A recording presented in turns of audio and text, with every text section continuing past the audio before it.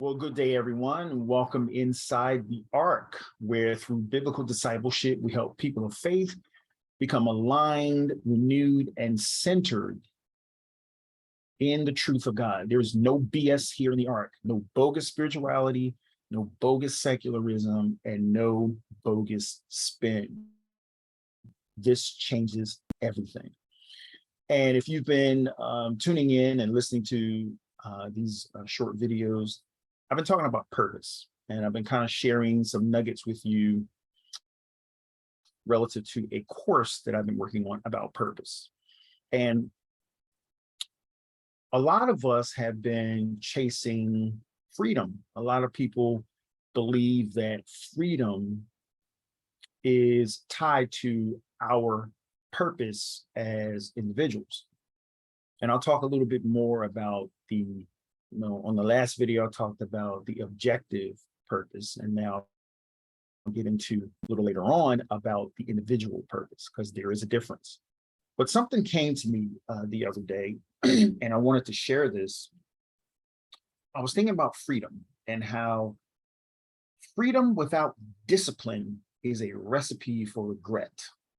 I know I can say this without reservation.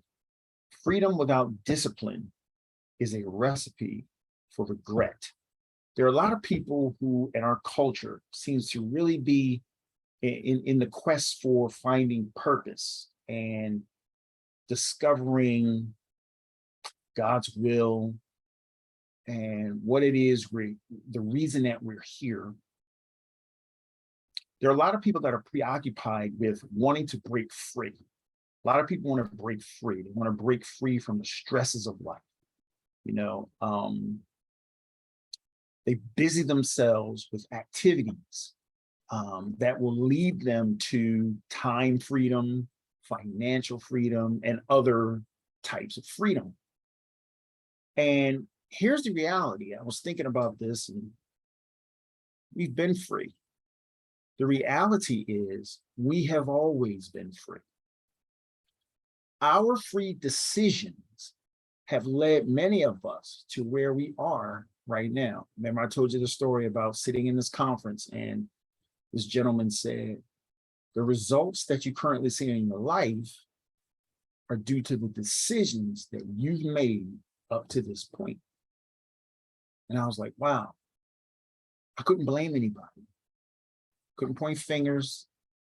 Where I was in my life was due to me and my choices, my free choices. No one held a gun to my head, but it was my free choices. So the reality is, for those of us that are saying, oh, we want to be free, we've been free. We've made our free decisions, and our free decisions have led us to where we are, many of us, to where we are in our lives right now.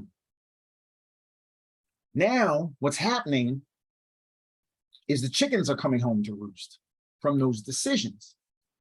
The chickens are coming home to roost from our undisciplined free choices. So the results of our undisciplined free choices are taking us over, and they're stressing us out. So much so now we want God to free us. We're saying, God, free us up from this. But God never promised us a masterless freedom. A lot of people, I think we're getting the wrong idea about what freedom really is and what the Bible is really talking about when it comes to freedom. It's not necessarily talking about not having a master and being able to just do what you want whenever you want. I don't read anywhere in the Bible where God promises us that we'll be able to do whatever we want whenever we want. The freedom is an inner condition that no matter what's happening around me, Paul said, I found myself to be content. That's the kind of freedom I believe that the scripture is talking about. So, but God never promised us this freedom, and we could just do whatever we want and whenever we want. It means that we get to choose who our master is. Is God going to be our master, or are we ourselves going to be our master.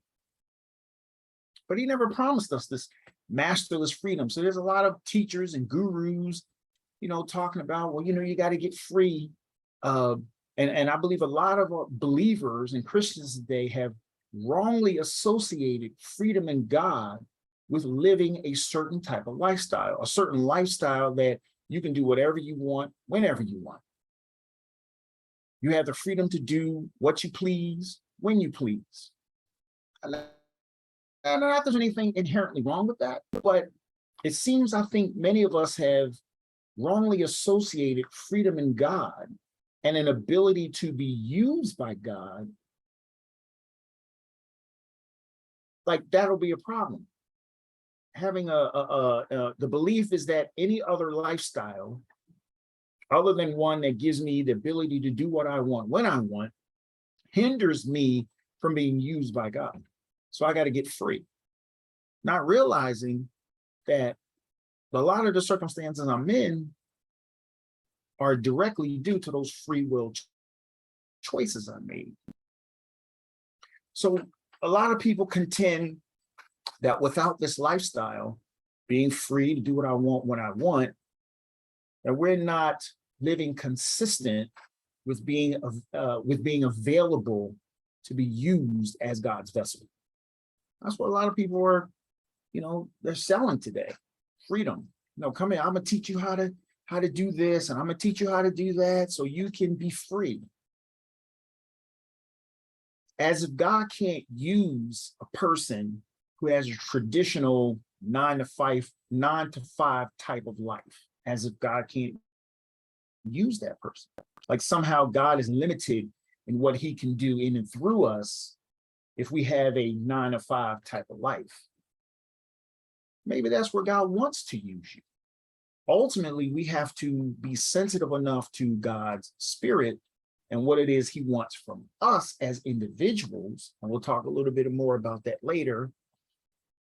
Instead of trying to follow, jump on every fad and jump on every bandwagon that comes because it sounds good and it tickles our fancy and it scratches the itch of our desires, which are really fleshly desires, if we're being honest. So that kind of stuff seems more in line with our selfish desires that are opposed to God's will, as opposed to really understanding what real freedom in God is intended.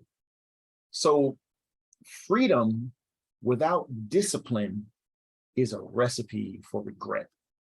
So I hope this made sense to you, and hope this touched someone or found someone where you are.